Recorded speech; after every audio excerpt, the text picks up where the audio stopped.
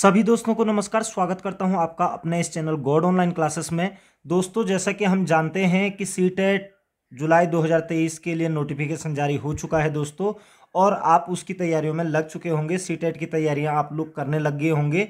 लगातार आप लोगों के सामने सामाजिक अध्ययन की वीडियोस लेकर के मैं आता रहता हूं, क्योंकि ये स्कोरिंग होता है दोस्तों, आप लोगों को पता है। भारतीय इतिहास के अंतर्गत मध्यकालीन इतिहास में दिल्ली सल्तनत पर मैंने लगभग 4 वीडियोस बना रखी हैं दोस्तों। आप लोगों ने अगर उन वीडियोस को नहीं देखा है तो आज उन्हीं वीडियोस का मैं महामैराथन लेकर के आप लोगों के सामने आया हूं, और आप लोगों को ये सारे क्वेश्चन 4 से 5 क्वेश्चन इस वीडियो के माध्यम से आप लोगों को सीटेट में मिल जाएंगे दोस्तों देखने के लिए। तो आप लोग इस वीडियो को बड़ी गंभीरता के साथ देखिएगा और परीक्षा की दृष्टि से देखिएगा दोस्तों। तो अगर आपने अभी तक चैनल को सब्सक्राइब नहीं किया है दोस्तों, तो चैनल को जरूर सब्सक्राइब कर लीजिएगा और अपने दोस्तों के साथ भी शेयर जरूर कीजिएगा। तो बढ़ते हैं आज के पहले क्वेश्चन की ओर दोस्तों। चंगेज खान का मूल नाम था। आपको पता है दोस्तों, चंगेज खान जो था एक मंगोल आक्रमणकारी था। तो चंगेज खान का जो मूल नाम था वो क्या था? तो यहाँ पर ऑप्शन आ रहे हैं खासुल खान, एसुगई, तेमुचिन, ओगंदी। तो याद रखेंगे दोस्तों, चंगेज खान जो एक मंगोलियन था उसका मूल नाम था तेमुचिन। तेमुचिन। और चंगेज खान जो अपने आप को खुद को कहता था दोस्तों, वो कहता था ईश्वर का अभिशाप मानता था वो अपने आप को। ये पिछली वीडियो में आप लोगों के सामने आ चुका है। तो चंगेज खान का मूल नाम था तेमुचिन। नेक्स्ट क्वेश्चन पे चलेंगे। दिल्ली के किस सुल्तान ने ब्राह्मणों पर भी जजिया लगाया था? तो जजिया एक धार्मिक कर था दोस्तों। तो दिल्ली के किस सुल्तान ने ब्राह्मणों पर भी जजिया कर लगाया था दिल्ली सल्तनत में? यहाँ पर ऑप्शन आ रहा बलबन ने, फिरोज तुगलक ने, अलाउद्दीन खिलजी ने, मोहम्मद बिन तुगलक ने। तो याद रखिएगा दोस्तों, फिरोज तुगलक जो था, ठीक है, ये तुगलक वंश का एक प्रतापी शासक था जिसने कि ब्राह्मणों पर भी क्या लगा दिया था? जजिया कर लगा दिया था। पहले जजिया कर गैर ब्राह्मणों पर लगता था, लेकिन फिरोज तुगलक ने इस जजिया कर को लगा दिया था। बाद में मुगल काल होते होते अकबर ने इसे समाप्त कर दिया था, ब्राह्मणों पर से लगने वाला जजिया कर। और उसके बाद ये कह सकते हैं हम कि जो मुगल काल था उसमें औरंगजेब ने पुनः ब्राह्मणों पर जजिया कर लगा दिया था। तो यहाँ से क्वेश्चन बनते हैं दोस्तों, ठीक है, कि दिल्ली सल्तनत में किसने जजिया कर लगाया था ब्राह्मणों पर? तो आप याद रखेंगे फिरोज तुगलक ने। नेक्स्ट क्वेश्चन पे चलेंगे दोस्तों। प्रसिद्ध यात्री इब्न बतूता के विषय में निम्नलिखित कथनों पर विचार कीजिएगा। ठीक है, पहला है कि वह मोरक्को का यात्री था। बिल्कुल सही है दोस्तों। 14वीं सदी में इस उपमहाद्वीप में यात्रा करते हुए उसने किताबुल हिंद में अपने अनुभवों का वृत्तांत दिया। देखिए दोस्तों, 14वीं शताब्दी में उसने उपमहाद्वीप में यात्रा तो की है हमारे देश के, लेकिन उसने किताबुल हिंद पुस्तक में अपना वृत्तांत नहीं। किताबुल हिंद जो लिखी है अल-बरूनी ने लिखी है दोस्तों, ठीक है। इसकी पुस्तक का नाम था रेहला। इब्न बतूता की पुस्तक का नाम था रेहला। ये मैं पिछली वीडियोस में भी बता चुका हूँ आप लोगों को। तो रेहला में उसने अपने अनुभवों का वृत्तांत दिया था, तो इसलिए ये ऑप्शन नंबर 2 गलत हो जाता है।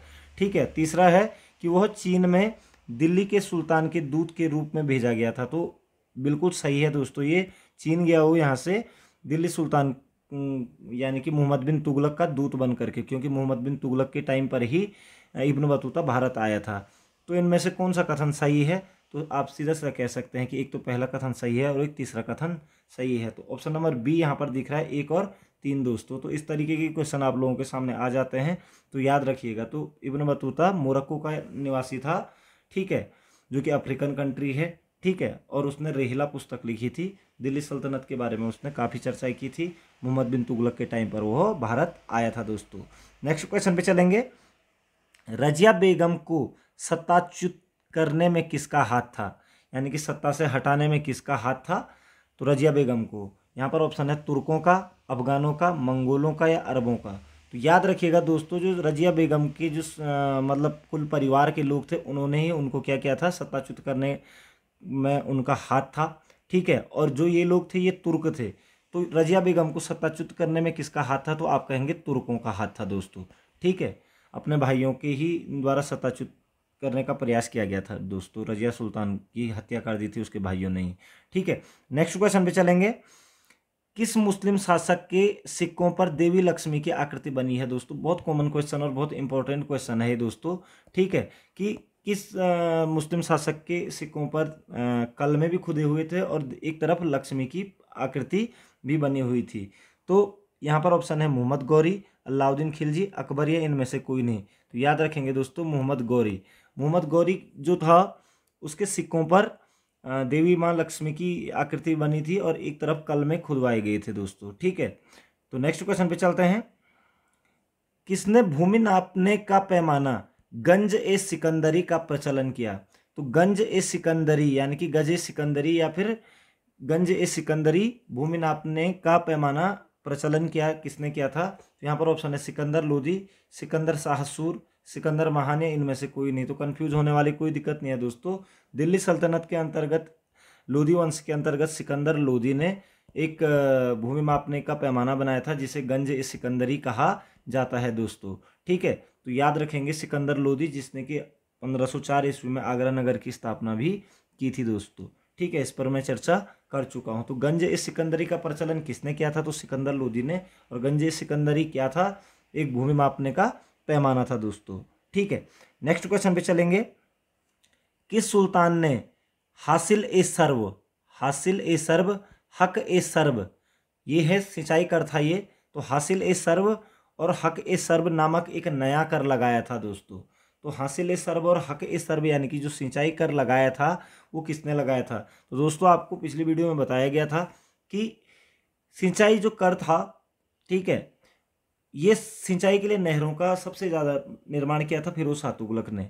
तो सिंचाई कर के लिए उसने हासिल ए सर्व और हक ए सर्व नामक एक नया कर लगाया था।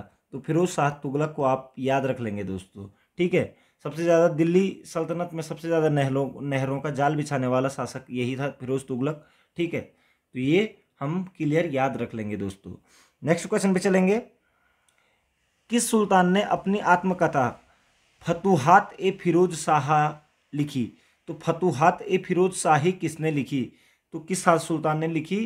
तो नाम से ही पता लग रहा है दोस्तों, फिरोज शाह। तो यहाँ पर ऑप्शन है बलबन, अलाउद्दीन खिलजी, फिरोज तुगलक या मोहम्मद बिन तुगलक। तो फतुहात ए फिरोज शाही किसकी आत्मकथा है? तो फिरोज तुगलक की आत्मकथा है और उसने खुद ही ये लिखी थी दोस्तों। ठीक है, नेक्स्ट क्वेश्चन पे चलते हैं। निम्नलिखित में से किसने सेना को नगद वेतन देने की व्यवस्था समाप्त कर वहेज भूमि कर वसूलने का अधिकार या इतलाक धनादेश के लिए पत्र के माध्यम से वेतन भुगतान का आदेश दिया था? यानी कि किसने नगद वेतन देने की व्यवस्था समाप्त कर दी थी, क्योंकि नगद वेतन देने की व्यवस्था शुरुआत की थी आपका अलाउद्दीन खिलजी ने। ठीक है, उसके बाद किस शासक ने इसे समाप्त कर दिया था और भूमि कर वसूलने का अधिकार देकर अपने वेतन भुगतान का आदेश दिया था? तो यहाँ पर ऑप्शन है अलाउद्दीन खिलजी, बलबन, फिरोज शाह तुगलक या गयासुद्दीन तुगलक। तो याद रखेंगे दोस्तों, फिरोज तुगलक ने नगद वेतन देने की प्रथा को समाप्त कर दिया था और वेतन भुगतान के लिए भूमि कर वसूलने का अधिकार दिया था दोस्तों। तो फिरोज शाह तुगलक ने ये व्यवस्था समाप्त की थी। इंपॉर्टेंट क्वेश्चन है, याद रखिएगा दोस्तों। नेक्स्ट क्वेश्चन पे चलेंगे। किस सुल्तान ने 24 कष्टदायक करों के स्थान पर केवल 4 कर लगाए? तो 4 कष्टदायक 24 कर समाप्त कर 4 कर लगाए थे दोस्तों। वो कर थे आपके जजिया, जकात, खम्स और खराज। ठीक है, तो इस तरीके के 4 कर लगाए थे। तो 24 कष्टदायक करों के स्थान पर केवल 4 कर किस शासक ने लगाए थे? यहाँ पर ऑप्शन है गयासुद्दीन तुगलक, मोहम्मद बिन तुगलक, फिरोज शाह तुगलक या इनमें से कोई नहीं। तो याद रखेंगे दोस्तों, सिर्फ 4 कर लगाए थे फिरोज शाह तुगलक ने।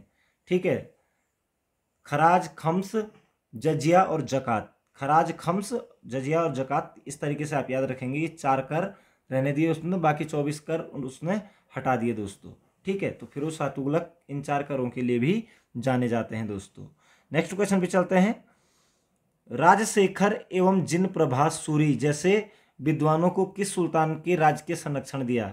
ठीक है, तो राजशेखर का नाम सुना होगा और जिन प्रभा सूरी विद्वानों को किस सुल्तान ने राज्य के संरक्षण प्रदान किया था? यानी कि राजशेखर किसके दरबारी थे या जिन प्रभा सूरी किसके दरबारी थे? तो यहाँ पर ऑप्शन है गयासुद्दीन तुगलक, अलाउद्दीन खिलजी, मोहम्मद बिन तुगलक, फिरोज तुगलक। याद रखिएगा दोस्तों, मोहम्मद बिन तुगलक जो कि सबसे ज़्यादा पढ़ा लिखा व्यक्ति था दिल्ली सल्तनत में। ठीक है, यद्यपि उसे विरोधाभासों का मिश्रण और पागल बादशाह के नाम से भी जाना जाता है। ठीक है, वो विद्वानों की कदर करता था, अतः उसने राजशेखर और जिन प्रभासूरी जैसे विद्वानों को क्या दिया था, राजकीय संरक्षण प्रदान दिया था दोस्तों।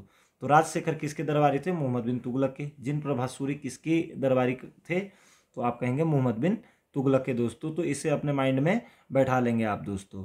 नेक्स्ट क्वेश्चन पे चलेंगे। सराय अदल निम्नलिखित में से किसका बाजार था।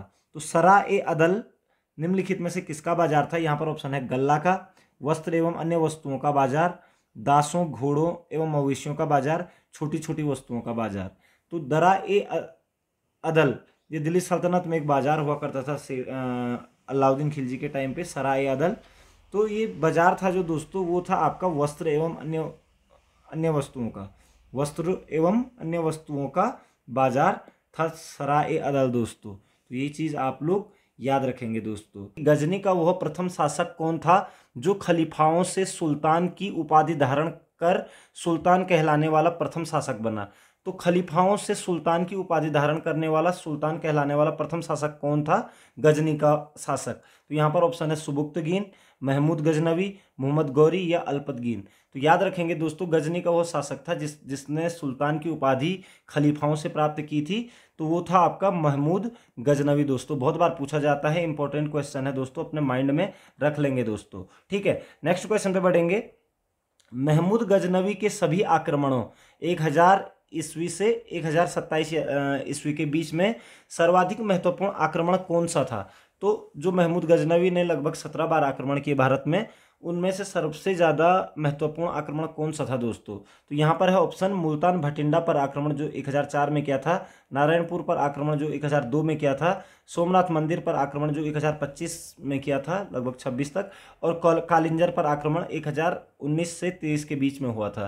तो याद रखेंगे दोस्तों कि जो महमूद गजनवी का जो सबसे महत्वपूर्ण आक्रमण था वो सोमनाथ मंदिर पर आक्रमण था दोस्तों, जो कि 1025 ईस्वी में किया गया था महमूद गजनवी के द्वारा। और कहा जाता है कि इतना लूट की गई थी कि एक सोमनाथ में एक घोड़ों की लाइन इस तरीके से लगी हुई थी कि गुजरात से लेकर काबुल तक घोड़ों की एक लाइन लग गई थी कि इतना यहाँ से सोना चांदी लूट करके वो ले गए दोस्तों। तो महमूद गजनवी का जो सोमनाथ वाला आक्रमण था वो सबसे ज़्यादा महत्वपूर्ण था, उसमें उसने सबसे ज़्यादा धन ये कह सकते हैं कि लूटा यहाँ से।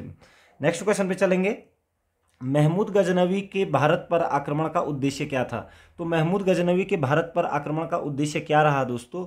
इस्लाम का प्रचार, गजनी साम्राज्य का विस्तार, मूर्तियों को तोड़ना एवं मंदिरों को लूटना, मध्य एशिया में एक बड़े साम्राज्य की स्थापना के लिए धन प्राप्त करना। तो याद रखिएगा दोस्तों, जो महमूद गजनवी का भारत पर आक्रमण हुआ था उसमें उसका इस्लाम का प्रचार भी नहीं था, ना ही उसने गजनी साम्राज्य का विस्तार की बात सोची थी, और मूर्तियों को तोड़ना एवं मंदिरों को लूटना भी उतना ज़्यादा उद्देश्यपूर्ण नहीं था उसका। लेकिन उसका जो मुख्य उद्देश्य था वो मध्य एशिया में एक बड़े साम्राज्य की स्थापना के लिए धन प्राप्त करना था दोस्तों। तो ये क्वेश्चन आता है कई बार, तो इसका आंसर ये हो जाएगा दोस्तों कि महमूद गजनवी के भारत पर आक्रमण का उद्देश्य क्या था, मध्य एशिया में एक बड़े साम्राज्य की स्थापना के लिए धन प्राप्त करना दोस्तों। तो रिमेंबर इट, इसको अपने माइंड में रख लेंगे। नेक्स्ट क्वेश्चन पे चलेंगे। महमूद गजनवी के भारत पर आक्रमण के समय भारत आए विद्वान अल बरूनी ने किस महत्वपूर्ण ग्रंथ की रचना की थी। महमूद गजनवी के साथ एक विद्वान आए थे अल बरूनी, और उन्होंने किस ग्रंथ की रचना की थी, ये क्वेश्चन में बहुत बार पूछा जाता है दोस्तों। ठीक है, तो यहाँ पर देखिए किताबुल खिराज, किताबुल हिंद, किताबुल रेहला या इनमें से सभी। तो याद रखेंगे दोस्तों, जो अल बरूनी ने जो पुस्तक लिखी थी उसका नाम है किताबुल हिंद, यानी कि तहकीक ए हिंद भी इसका नाम है। ठीक है, और किताबुल हिंद भी इसे कहा जाता है। तो किताबुल हिंद या फिर तहकीक ए हिंद पुस्तक किसने लिखी है, तो आप कहेंगे अल बरूनी ने लिखी है। तो किताबुल हिंद लिखी है अल बरूनी ने दोस्तों, याद रखिएगा। नेक्स्ट क्वेश्चन पे चलते हैं। दिल्ली सल्तनत की दरबारी भाषा थी, बहुत बार पूछा जाता है क्वेश्चन में, यूटेट में तो ज़्यादा पूछा जाता है कि दिल्ली सल्तनत की जो दरबारी भाषा थी वो क्या थी। यहाँ पर ऑप्शन है उर्दू, फारसी, हिंदी या अरबी। तो याद रखेंगे दोस्तों, जो दिल्ली सल्तनत की जो दरबारी भाषा थी वो थी आपकी फारसी दोस्तों। ठीक है, फारसी भाषा का प्रयोग किया जाता था दिल्ली सल्तनत के दरबार में। ठीक है, नेक्स्ट क्वेश्चन पे चलते हैं। आगरा नगर की स्थापना किसके द्वारा की गई थी। तो आगरा नगर जो कि जहाँ पर कि ताजमहल है आज, आगरा नगर की स्थापना किसके द्वारा की गई थी। यहाँ पर ऑप्शन है फिरोज तुगलक, महमूद बिन तुगलक, अलाउद्दीन खिलजी या सिकंदर लोदी। तो याद रखेंगे दोस्तों, आगरा जो नगर की स्थापना की गई थी वो सिकंदर लोदी के द्वारा की गई थी 1504 ईस्वी में। दोस्तों याद रखेंगे 1504 ईस्वी में सिकंदर लोदी ने आगरा नगर की स्थापना की थी। लोदी वंश का एक शासक था सिकंदर लोदी, जिसने कि गजी सिकंदरी करके भी एक भूमि पैमाना बनाया था दोस्तों। तो आगरा नगर की स्थापना आपका सिकंदर लोदी ने की थी दोस्तों। अगर आपको वीडियो पसंद आ रही है दोस्तों तो ज़रूर लाइक कीजिएगा, और अपने जो साथी हैं जिनको तैयारी कर रहे हैं जो लोग, तो उनके साथ शेयर भी जरूर कीजिएगा दोस्तों। नेक्स्ट क्वेश्चन पे चलते हैं। निम्नलिखित में से वह दिल्ली का सुल्तान कौन था जिसकी मृत्यु चौगान पोलो खेलते हुई थी। बहुत कॉमन क्वेश्चन है दोस्तों, और आता है ये क्वेश्चन भी कि चौगान या फिर पोलो खेलते हुए किसकी मृत्यु हो गई थी। तो यहाँ पर ऑप्शन है कुतुबुद्दीन ऐबक, अलाउद्दीन खिलजी, फिरोज शाह तुगलक या गयासुद्दीन तुगलक। तो याद रखेंगे दोस्तों, जो गुलाम वंश का संस्थापक था कुतुबुद्दीन ऐबक, ठीक है, इसी की मृत्यु हुई थी चौगान खेलते हुए। याद रखेंगे चौगान या फिर पोलो खेलते हुए इसकी मृत्यु हो गई थी। ठीक है दोस्तों, तो याद रखेंगे कि कुतुबुद्दीन ऐबक की मृत्यु कैसे हुई थी, तो चौगान या फिर पोलो खेलते हुए हुई थी दोस्तों। नेक्स्ट क्वेश्चन पे चलेंगे। कुव्वत उल इस्लाम मस्जिद का निर्माण किसके द्वारा किया गया था। तो कुव्वत उल इस्लाम मस्जिद जो है दोस्तों दिल्ली में है। ठीक है, कुव्वत उल इस्लाम मस्जिद का जो निर्माण किसके द्वारा किया गया था, यहाँ पर है कुतुबुद्दीन ऐबक, अलाउद्दीन खिलजी, इल्तुतमिश या मोहम्मद आदिल शाह। तो याद रखेंगे दोस्तों, जो निर्माण करवाया गया था वो कराया गया था आपका कुतुबुद्दीन ऐबक के द्वारा। याद रखेंगे निर्माण कराया गया था, जबकि इसको पूर्ण कराया गया था इल्तुतमिश के द्वारा। ठीक है, तो कई बार पूछ लिया जाता है कि निर्माण कार्य पूर्ण किसने कराया था, कुव्वतुल इस्लाम और कुतुब मीनार का। तो दोनों ही इल्तुतमिश ने पूर्ण कराए थे, लेकिन निर्माण कार्य स्टार्ट किसने कराया था, तो कुतुबुद्दीन ऐबक आपका आंसर हो जाएगा दोस्तों। नेक्स्ट क्वेश्चन पे चलते हैं। तराइन की पहली लड़ाई 1191 ईस्वी में निम्नलिखित में से किसके बीच हुई थी। तो तराइन की पहली लड़ाई बहुत इंपॉर्टेंट क्वेश्चन है। अलाउद्दीन खिलजी और पृथ्वीराज चौहान, मोहम्मद गौरी और पृथ्वीराज चौहान, मोहम्मद गजनवी और पृथ्वीराज चौहान या मोहम्मद शाह और पृथ्वीराज चौहान। तो याद रखेंगे दोस्तों, तराइन की जो पहली लड़ाई थी 1191 में हुई थी। ये क्वेश्चन में कई बार पूछ लिया जाता है कि तराइन की प्रथम लड़ाई कब हुई थी, तो 1191 ईस्वी में हुई थी, और ये हुई थी आपका महमूद गौरी और पृथ्वीराज चौहान के बीच दोस्तों। ठीक है, अगर आप लोगों ने तैयारी की है दोस्तों, तो ये वीडियो आप लोगों को एक रिवीजन के लिए भी बहुत अच्छा मार्ग प्रशस्त करेगी, क्योंकि आप लोगों ने कितना पढ़ रखा है, तो क्वेश्चनों के आधार पर आप अपनी तैयारी इस तरीके से भी कर सकते हैं। तो तराइन की पहली लड़ाई 1191 ईस्वी में हुई थी, और दोस्तों और दूसरी जो लड़ाई थी 1192 ईस्वी में हुई थी। तराइन की जो प्रथम लड़ाई थी उसमें पृथ्वीराज चौहान ने मोहम्मद गौरी को हरा दिया था, जबकि जो द्वितीय युद्ध हुआ था तराइन का 1192 ईस्वी में, उसमें महमूद गौरी ने पृथ्वीराज चौहान को पराजित कर दिया था दोस्तों। तो इस तरीके से याद रखेंगे कि पहले युद्ध में पृथ्वीराज चौहान की विजय हुई थी, और दूसरे युद्ध में पृथ्वीराज चौहान हार गए थे। ठीक है, नेक्स्ट क्वेश्चन पे चलते हैं। निम्नलिखित में से किस खिलजी शासक ने दिल्ली की राज सिंहासन पर बैठने के लिए अपने ससुर की हत्या कर दी थी। तो कौन सा खिलजी शासक ऐसा था जिसने दिल्ली के राज सिंहासन पर बैठने के लिए अपने ससुर की हत्या कर दी थी। तो कौन थे वो, यहाँ पर ऑप्शन है कुतुबुद्दीन ऐबक ने, जलालुद्दीन खिलजी ने, गयासुद्दीन बलबन ने या अलाउद्दीन खिलजी ने। तो याद रखेंगे दोस्तों, खिलजी वंश का जो शासक अलाउद्दीन खिलजी था, इसने अपने ससुर की हत्या कर दी थी दिल्ली की राज सिंहासन पर बैठने के लिए, और लगभग 1296 ईस्वी में ये गद्दी पर बैठा था दोस्तों। ठीक है, तो याद रखेंगे कि अपने ससुर और उनके चाचा भी थे वो, तो अलाउद्दीन खिलजी ने अपने ससुर या चाचा की हत्या कर दी थी दिल्ली के राज सिंहासन पर बैठने के लिए दोस्तों। नेक्स्ट क्वेश्चन पे चलते हैं। रजिया सुल्तान किसकी बेटी थी। तो ये क्वेश्चन में बहुत बार पूछा जाता है। 1236 से लेकर दोस्तों 1236 से 1240 ईस्वी तक रजिया सुल्तान का राज रहा दिल्ली सल्तनत में। तो ये किसकी बेटी थी, और प्रथम महिला भी थी ये दिल्ली सल्तनत में राज्य करने वाली। ठीक है, तो रजिया सुल्तान किसकी बेटी थी। तो यहाँ पर ऑप्शन है इल्तुतमिश की, कुतुबुद्दीन ऐबक की, नासिरुद्दीन की या बलबन की। तो याद रखेंगे दोस्तों, इल्तुतमिश की बेटी थी रजिया सुल्तान। इल्तुतमिश जिन्होंने की इक्ता प्रथा चलाई थी, ठीक है, और काफ़ी सारे काम किए थे। तो रजिया सुल्तान किसकी बेटी थी, इल्तुतमिश की बेटी थी, और 1236 से 1240 यानी कि 4 साल तक इन्होंने दिल्ली सल्तनत में राज किया था दोस्तों। नेक्स्ट क्वेश्चन पे चलेंगे। मोहम्मद गौरी विजित प्रदेशों की देखभाल के लिए निम्नलिखित में से किस विश्वसनीय जनरल को छोड़कर गया था। तो मोहम्मद गौरी विजित प्रदेशों की देखभाल के लिए किस आदमी को छोड़कर के गया था। नासिरुद्दीन, इल्तुतमिश, कुतुबुद्दीन ऐबक या मलिक काफूर। तो याद रखेंगे दोस्तों, जो कुतुबुद्दीन ऐबक था उसका गुलाम भी था वो, ठीक है, और गवर्नर भी था। तो कुतुबुद्दीन ऐबक को अपने विजित प्रदेशों को छोड़ करके गया था मोहम्मद गौरी दोस्तों, याद रखेंगे। और इसी मोहम्मद कुतुबुद्दीन ऐबक ने यहाँ पर गुलाम वंश की स्थापना की थी 1206 ईस्वी में दोस्तों, तो याद रखेंगे, ठीक है। तो 1206 में आपका 1206 से 1290 ईस्वी तक चला आपका गुलाम वंश। उसके बाद खिलजी वंश शुरू हो गया था। तो मोहम्मद गौरी किसे छोड़ के गया था? तो कुतुबुद्दीन ऐबक को छोड़ करके गया था दोस्तों, ठीक है। नेक्स्ट क्वेश्चन पे चलते हैं। किसके शासनकाल में सबसे अधिक मंगोल आक्रमण हुए? ठीक है, यद्यपि दोस्तों भारत में टोटल कुल 6 बार मंगोलों ने आक्रमण किया, ठीक है। तो सबसे ज़्यादा किसके टाइम, और पहला जो आक्रमण हुआ था दोस्तों याद रखना, वो इल्तुतमिश के टाइम पे हुआ था। इल्तुतमिश के टाइम पे पहला मंगोल आक्रमण हुआ था। लेकिन जो सबसे ज़्यादा बार मंगोल आक्रमण हुए थे दोस्तों, याद रखेंगे आप, अलाउद्दीन खिलजी के टाइम पर हुए थे। और अलाउद्दीन खिलजी ने मंगोलों के आक्रमण को असफल भी किया था दोस्तों। तो अलाउद्दीन खिलजी के टाइम पर ही सबसे ज़्यादा मंगोल आक्रमण हुए थे दोस्तों, याद रखेंगे। और कितनी बार किया था मंगोलों ने भारत पर आक्रमण? लगभग 6 बार किया था दोस्तों, ठीक है। नेक्स्ट क्वेश्चन पे चलते हैं। तराइन के द्वितीय युद्ध में किसने किसको पराजित किया? अभी ये क्वेश्चन पर मैं चर्चा कर चुका हूं, आपको पता होना चाहिए दोस्तों कि तराइन का जो द्वितीय युद्ध था वो 1192 ईस्वी में हुआ था। प्रथम युद्ध 1191 में, द्वितीय युद्ध 1192 में हुआ था। और इस युद्ध में आपका महमूद गौरी ने पृथ्वीराज चौहान को क्या किया था? पराजित किया था। तो यहाँ पर ऑप्शन बी दिख रहा है कि महमूद गजनवी ने पृथ्वीराज चौहान को पराजित किया था दोस्तों, ठीक है। और प्रथम युद्ध में पृथ्वीराज ने मोहम्मद गौरी को पराजित किया था, ठीक है दोस्तों। तो ये याद रखेंगे। नेक्स्ट क्वेश्चन पे चलते हैं। सन 1329 और 30 के बीच किसने तांबे के सिक्के के रूप में प्रमाण स्वरूप मुद्रा, सांकेतिक मुद्रा, टोकन करेंसी प्रचलित की?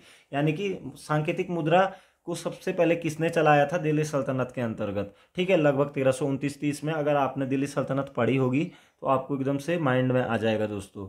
तो 1329-30 में सबसे पहले तांबे के सिक्के के रूप में परिणाम स्वरूप सांकेतिक मुद्रा किसने चलाई थी? तो यहाँ पर ऑप्शन है अलाउद्दीन खिलजी, गयासुद्दीन तुगलक, मोहम्मद बिन तुगलक या फिरोज तुगलक। याद रखेंगे दोस्तों, मोहम्मद बिन तुगलक, MBT इनको कहा जाता है। मोहम्मद बिन तुगलक ने सबसे पहले सांकेतिक मुद्रा का प्रयोग किया था, क्योंकि सोना चांदी का अकाल पड़ गया था, इसलिए उन्हें सांकेतिक मुद्रा का प्रचलन करना पड़ा, जो उनका असफल पॉइंट रहा था दोस्तों, ठीक है।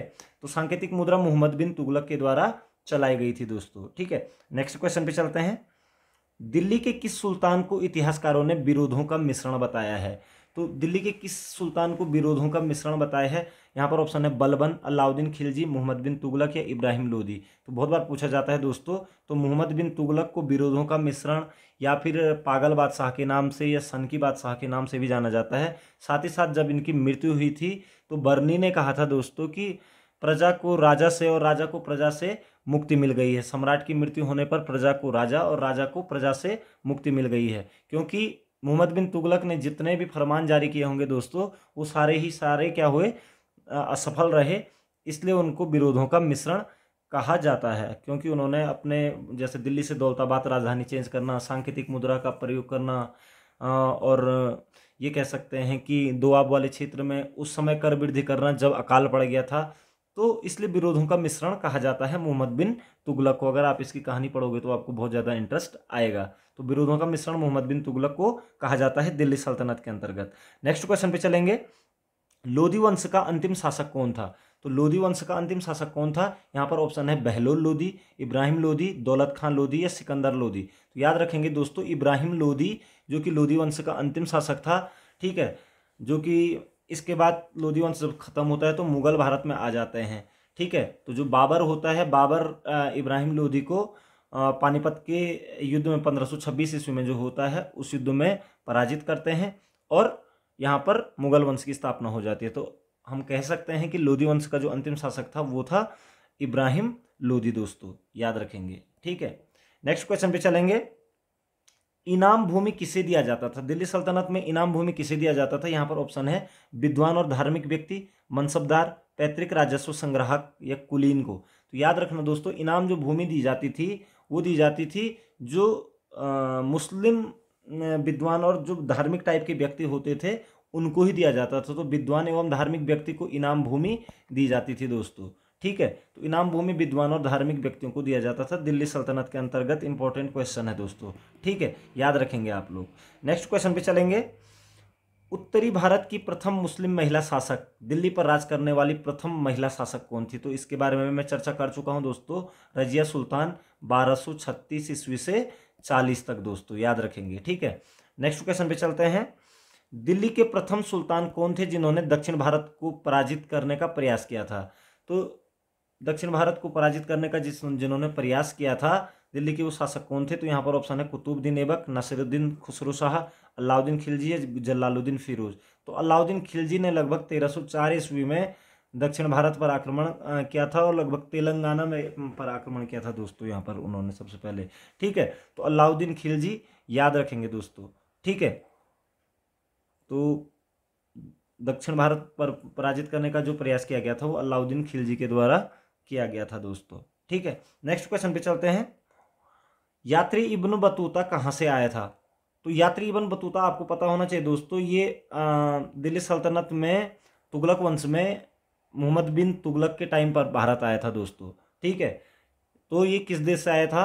तो यहाँ पर ऑप्शन है मोरक्को, फारस, तुर्की या मध्य एशिया। तो इब्न बतूता जो दोस्तों आया था वो आया था मोरक्को से। मोरक्को अफ्रीकन कंट्री है। ठीक है, तो इब्न बतूता किस देश के रहने वाले हैं? तो मोरक्को, और मोरक्को अफ्रीका कंट्री है। और इसी इब्न बतूता ने जो तुगलक वंश का जो शासनकाल था उसके ऊपर एक पुस्तक लिखी थी जिसका नाम था रेहला, रेहला पुस्तक। और यहाँ की डाक व्यवस्था का वर्णन किया है उन्होंने अपनी रेहला पुस्तक में दोस्तों, कई बार पूछ लिया जाता है। तो इब्न बतूता मोरक्को का निवासी था दोस्तों। नेक्स्ट क्वेश्चन पे चलते हैं। भारत पर प्रथम तुर्क आक्रमण करने वाला था, तो प्रथम तुर्क आक्रमणकारी कौन था? यहाँ पर ऑप्शन है महमूद गजनवी, मोहम्मद गौरी, चंगेज खां या तैमूर लंग। ठीक है दोस्तों, वैसे भारत पर सबसे पहले जो तुर्क आक्रमण किया था वो सुबुक्तगीन ने किया था दोस्तों। अब यहाँ पर ऑप्शन मिल नहीं रहा है तो इसलिए आपका आंसर हो जाएगा, भारत पर प्रथम तुर्क आक्रमण करने वाला था महमूद गजनवी, याद रखेंगे दोस्तों। ठीक है, महमूद गजनवी तुर्क मुस्लिम था। ठीक है, जिसने कि भारत पर आक्रमण किया था दोस्तों। नेक्स्ट क्वेश्चन पे चलेंगे। निम्नलिखित में से कौन अपने को बुत सिकन, मूर्ति भंजक कहता था? यानी कि मूर्तियों को तोड़ने वाला या बुत सिकन के नाम से किसे जाना जाता है? यहाँ पर ऑप्शन है महमूद गजनवी, मोहम्मद गौरी, कुतुबुद्दीन ऐबक या इनमें से कोई नहीं। तो बुत सिकन यानी कि मूर्ति भंजक जो अपने आप को कहता था वो था दोस्तों आपका महमूद गजनवी दोस्तों। ठीक है, जिसने 1001 से 1027 तक लगभग 17 बार भारत पर आक्रमण किए थे दोस्तों। तो बुत सिकन या मूर्ति भंजक के नाम से जाना जाता है, कई बार पूछ लिया जाता है टीटी एग्जाम में। ठीक है, तो इंपॉर्टेंट क्वेश्चन है दोस्तों। नेक्स्ट क्वेश्चन पे चलता हूं। महमूद गजनवी ने कौन सी उपाधि धारण की थी? तो महमूद गजनवी ने जो उपाधियां धारण की थी इसमें ऑप्शन है यामीन उद दौला, साम्राज्य का दाहिना हाथ, अमीन उल मिल्लत। तो ये दोनों ही उपाधियां धारण की थी दोस्तों उसने, अमीन उल मिल्लत और यामीन उद दौला। यानी कि अमीन उल मिल्लत का मतलब होता है मुसलमानों का संरक्षक, और साम्राज्य का दाहिना हाथ यामीन उद दौला। तो इसका आंसर हो जाएगा ए और बी दोनों दोस्तों, महमूद गजनवी की उपाधियां हैं। मूर्ति भंजक भी उसे कहा जाता था। ठीक है, नेक्स्ट बुत सिकन के नाम से भी जाना जाता था दोस्तों। ठीक है, नेक्स्ट क्वेश्चन पे चलेंगे। हिंदू शाही राज्य की राजधानी थी, तो हिंदू शाही जो राज्य था उसकी राजधानी कहाँ थी? यहाँ पर ऑप्शन है उद्भांडपुर, ओहिंद या वहिंद के नाम से भी जानी जाती थी। तो यही इसकी राजधानी थी दोस्तों। हिंदू शाही राज्य की राजधानी वहिंद या ओहिंद के नाम से भी जाना जाता है, या उद्भांडपुर के नाम से भी इसे जाना जाता है दोस्तों। वर्तमान पाकिस्तान में है। ठीक है, अफगानिस्तान की सीमा पर। तो हिंदू शाही राज्य की राजधानी थी उद्भांडपुर, ओहिंद या फिर वहिंद के नाम से भी जाना जाता है दोस्तों। नेक्स्ट क्वेश्चन पे चलेंगे। महमूद गजनवी का भारत में अंतिम आक्रमण किसके विरुद्ध हुआ? तो महमूद गजनवी जब भारत से जा रहा था दोस्तों 1027 ईस्वी में, ठीक है, तो उसका जो अंतिम युद्ध हुआ था वो जाटों के साथ हुआ था, उसका अंतिम युद्ध। ठीक है, तो महमूद गजनवी ने भारत पर अंतिम आक्रमण जो हुआ था वो जाटों के विरुद्ध हुआ था दोस्तों। तो ये क्वेश्चन भी बहुत बार पूछ लिया जाता है। तो महमूद गजनवी से रिलेटेड काफ़ी क्वेश्चन आप लोगों के सामने आ गए हैं दोस्तों। आई होप इससे बाहर कहीं क्वेश्चन पूछे भी नहीं जाते हैं। नेक्स्ट क्वेश्चन पे चलते हैं। महमूद गजनवी किस वंश का था? तो अब महमूद गजनवी का जो वंश है गजनी का रहने वाला था दोस्तों महमूद गजनवी। और इसका जो वंश था यहाँ पर ऑप्शन है यामिनी वंश, गुलाम वंश, खिलजी वंश और तुगलक वंश। तो देखिए दोस्तों, अगर ये चीज़ों की बात करें तो ये एकदम से हट गई, यामिनी वंश इसका हो जाएगा। महमूद गजनवी आपका किस वंश का था? यामिनी वंश का था दोस्तों। तो इसे भी अपने माइंड में रख लीजिएगा दोस्तों, ठीक है। नेक्स्ट क्वेश्चन आ रहा है कि महमूद गजनवी के आक्रमण के परिणाम स्वरूप कौन सा शहर फारसी संस्कृति का केंद्र बन गया? तो कौन सा शहर फारसी संस्कृति का केंद्र बन गया था महमूद गजनवी के आक्रमण के बाद? तो ऑप्शन है लाहौर, दिल्ली, दौलताबाद या इनमें से कोई नहीं। तो याद रखेंगे दोस्तों, महमूद गजनवी के आक्रमण के परिणाम स्वरूप जो लाहौर है दोस्तों, ठीक है, ये फारसी संस्कृति का क्या बन गया था? केंद्र बन गया था लाहौर, ठीक है। फारसी संस्कृति का केंद्र बन गया था महमूद गजनवी के आक्रमण के परिणाम स्वरूप दोस्तों, याद रखेंगे। नेक्स्ट क्वेश्चन आ रहा है कि निम्नलिखित में से किसने ढोल की तेज आवाज के साथ एक महिला का अपने पति की चिता के साथ स्वतः को जला लेने के दृश्य का भयानक चित्रण किया गया है? ठीक है, तो किसने अपने चित्रण कर रखा अपनी किताब में कि ढोल की तेज आवाज के साथ एक महिला का अपने पति की चिता के साथ स्वतः को जलाना, यानी कि सती प्रथा को किसने दिखाया है, किसने दृश्य का चित्रण किया है, भयानक चित्रण किया है? यहाँ पर ऑप्शन है इब्न बतूता, बर्नी, बदायूनी या अमीर खुसरो। तो याद रखेंगे दोस्तों, इब्न बतूता जो कि मोरक्को का निवासी था और एमबीटी यानी कि मोहम्मद बिन तुगलक के समय पर भारत आया था, उसने ही अपनी पुस्तक रेहिला में ढोल की तेज आवाज के साथ एक महिला का अपने पति की चिता के साथ स्वतः को जला देने के दृश्य का भयानक चित्रण किया है इब्न बतूता ने दोस्तों। याद रखेंगे इस चीज़ को, इसके बारे में मैं चर्चा कर चुका हूं आप लोगों के सामने। नेक्स्ट क्वेश्चन आ रहा है कि लाख बख्श के नाम से जाना जाने वाला भारतीय शासक कौन था? ठीक है, तो लाख बख्श यानी कि लाखों का दान करने वाला, ठीक है। यहाँ पर ऑप्शन है बाबर, अकबर, कुतुबुद्दीन ऐबक या इल्तुतमिश। तो याद रखेंगे दोस्तों, जो लाख बख्श के नाम से जो जाना जाने वाला जो दिल्ली सल्तनत का शासक है उसका नाम है कुतुबुद्दीन ऐबक। इसे लाखों का दान करने वाला या फिर लाख बख्श के नाम से भी जाना जाता है दोस्तों। कि भारत में मुस्लिम राज का संस्थापक माना जाता है, तो भारत में मुस्लिम राज का संस्थापक किसे माना जाता है? यहाँ पर ऑप्शन आ रहा है मोहम्मद गौरी, इल्तुतमिश, अकबर या बाबर। तो याद रखिएगा दोस्तों, मोहम्मद गौरी को भारत में मुस्लिम राज का संस्थापक माना जाता है, क्योंकि जब आपको पता ही है कि जो मोहम्मद गौरी है इसका पृथ्वीराज चौहान के साथ जब युद्ध हुआ था 1191 और 1192 में, ठीक है, उसके बाद से यहाँ पर मुस्लिम राज स्थापित हो चुका था दोस्तों। तो मोहम्मद गौरी को मुस्लिम राज का संस्थापक माना जाता है भारत में दोस्तों। इंपॉर्टेंट क्वेश्चन है और बहुत ज़्यादा बार पूछा जाता है दोस्तों। नेक्स्ट क्वेश्चन पे चलते हैं। लोधी वंश का संस्थापक कौन था? तो लोधी वंश का संस्थापक आपको पता होना चाहिए दोस्तों, दिल्ली सल्तनत के अंतर्गत विभिन्न वंशों ने राज किया, जिसमें से एक लोधी वंश भी था। तो लोधी वंश का जो संस्थापक था, जो बेसिकली लोधी वंश की जो स्टार्टिंग हुई थी वो आपका 1491 ईस्वी से 1526 ईस्वी तक दोस्तों ये वंश रहा था, ठीक है। और इसका जो संस्थापक था दोस्तों वो था आपका बहलोल लोधी, ठीक है। कौन था? बहलोल लोधी आपका इसका संस्थापक रहा है दोस्तों। तो आप याद रखेंगे कि लोधी वंश का जो संस्थापक था वो आपका बहलोल लोधी था दोस्तों। नेक्स्ट क्वेश्चन पे चलते हैं। भारतीय इतिहास में बाजार नियमों यानी कि मूल्य नियंत्रण पद्धति की शुरुआत किसने की थी? बहुत इंपॉर्टेंट क्वेश्चन है, ये भी प्रत्येक एग्जाम में पूछा जाता है कि भारतीय इतिहास में बाजार नियमों मूल्य नियंत्रण पद्धति की शुरुआत किसने की थी? तो यहाँ पर ऑप्शन है शेरशाह सूरी, मोहम्मद बिन तुगलक, फिरोज तुगलक या अलाउद्दीन खिलजी। तो याद रखेंगे दोस्तों, मूल्य नियंत्रण प्रणाली जो प्रसिद्ध है वो आपकी है अलाउद्दीन खिलजी की। खिलजी वंश का एक प्रतापी शासक था अलाउद्दीन खिलजी। बाजार नियमों को बनाया था इसने और मूल्य नियंत्रण पद्धति की शुरुआत की थी दोस्तों। नेक्स्ट क्वेश्चन पे चलेंगे। 11वीं सदी के भारत का दर्पण किसे कहा जाता है? तो 11वीं सदी के भारत का दर्पण किसे कहा जाता है? किताबुल हिंद, रेहला, तारीख यामिनी या इनमें से कोई नहीं। तो देखिए दोस्तों, 11वीं सदी में जो भारत का दर्पण कहा जाता है, उस समय एक युद्ध, मतलब ये कह सकते हैं कि एक मुस्लिम महमूद गजनवी भारत पर आक्रमण किए थे उसने, और उसके साथ ही अल बरूनी करके एक लेखक आए थे भारत में, अल बरूनी, ठीक है दोस्तों। अल बरूनी करके एक लेखक आए थे जिन्होंने लिखी थी किताब उल हिंद यानी कि तहकीक हिंद यानी कि भारत की खोज, ठीक है। तो किताबुल हिंद के लेखक है अल-बरूनी और इसी को 11वीं सदी के भारत का दर्पण कहा जाता है दोस्तों, किताबुल हिंद को, या फिर इसको तहकीक ए हिंद के नाम से भी जाना जाता है इस किताब को।